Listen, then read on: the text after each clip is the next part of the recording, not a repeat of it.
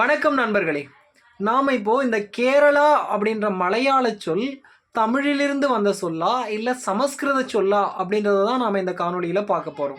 இந்த கேரளா அப்படின்ற சொல் முதல்ல எங்கே பயன்படுத்தப்பட்டிருக்கு அப்படின்னா அசோகருடைய கல்வெட்டில் பிராகிருத மொழியில் கேரளபுத்ரா அப்படின்ற சொல் பயன்படுத்தப்பட்டிருக்கு. இந்த கேரளபுத்ரா அப்படின்ற பிராகிருத சொல் சேர அரசர்களை குறித்த ஒரு சொல். இப்போ நாம் சேராஸ்க்கு அதாவது சேரர்களுக்கு ஏன் அந்த பெயர் வந்தது அப்படின்னு பார்க்கலாம்.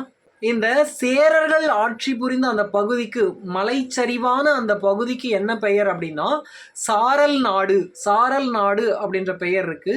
இந்த சாரல் நாடு அப்படின்ற சொல் நமக்கு எப்படி தெரிய வருது அப்படின்னா ஒரு குறுந்தொகை பாடல் மூலமா தெரிய வருது.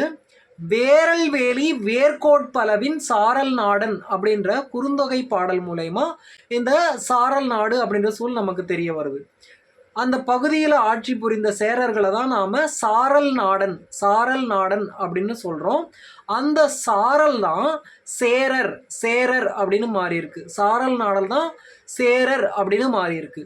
அதுக்கு ஏன் சாரல் நாடன் அப்படின்ற பெயர் வந்தது அப்படின்னா மலைச்சரிவான பகுதியாக அது இருக்கிறதுனாலையும் மலைச்சரிவான பகுதியாக அது இருக்கிறதுனாலையும் மழைச்சாரல் அதிகமாக அங்கே காணப்படுறதுனாலையும் அதுக்கு சாரல் நாடு அப்படின்ற பெயர் வந்திருக்கு. மலைச்சரிவின் காரணமாகவும் மழைச்சாரலின் காரணமாகவும் சாரல் நாடு என்று அழைக்கப்பட்ட அந்த பகுதி தான் சேரர் நாடு அப்படின்னு மாறி அந்த சேரளம் தான் சமஸ்கிருதமயமாக்கப்பட்டு கேரளா அப்படின்னு மாறி இருக்கு. சேரளம் என்பது தமிழ் சொல். அதை சொல்ல முடியாததுனால, பழுக்க முடியாததுனால ஆரியர்கள் அதை கேரளம் அப்படின்னு சொல்றாங்க.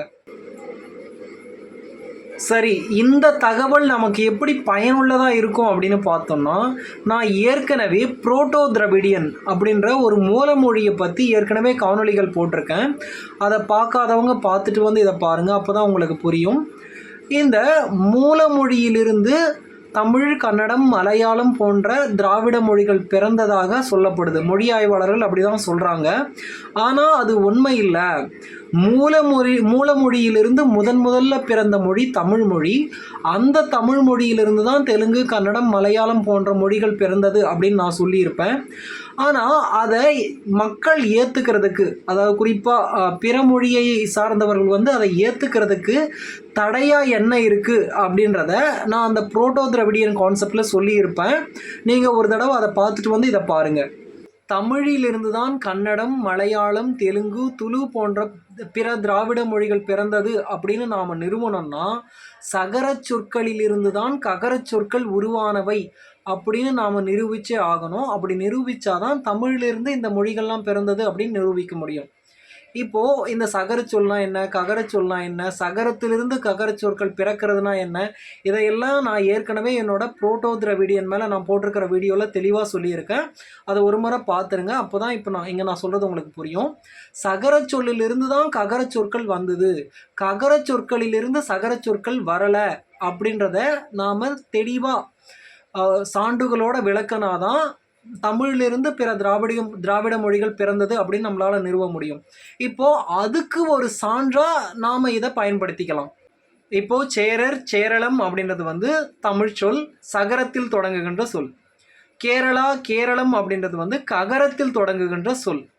இப்போது இந்த கேரளா அப்படின்ற சொல் எங்கே இருக்குதுன்னு பார்த்தோம்னா பிராகிருத மொழியில் இருக்குது. பிராகிருத மொழியில் தான் கேரளபுத்ரா அப்படின்னு பயன்படுத்தியிருக்காங்க. இந்த சேரளம் அப்படின்றது நாம் பயன்படுத்துகின்ற, நம்முடைய நாட்டில் நாம் பயன்படுத்துகின்ற சொல் இல்லையா? அப்போது நேட்டிவ் தான், நம்ம நாட்டில் நாம் பயன்படுத்துகிற சொல் தான் ஒரிஜினல், உண்மையான சொல் இல்லையா? அப்போது இந்த சேரர் அப்படின்ற சொல்லிலிருந்து தான் கேரளா வந்திருக்கணுமே தவிர பிற மொழியினர் நமக்கிட்ட பெயர் தான் கேரளம். ஆனால் நாம் சொல்கிறது இப்போ வரைக்கும் சேர நாடுன்னு தான் சொல்லிட்டு வரோம். அப்போது இது ஒரிஜினலாக இல்லை அது ஒரிஜினலாக, எது உண்மையானது அப்படின்றது நீங்களே புரிஞ்சுக்கலாம்.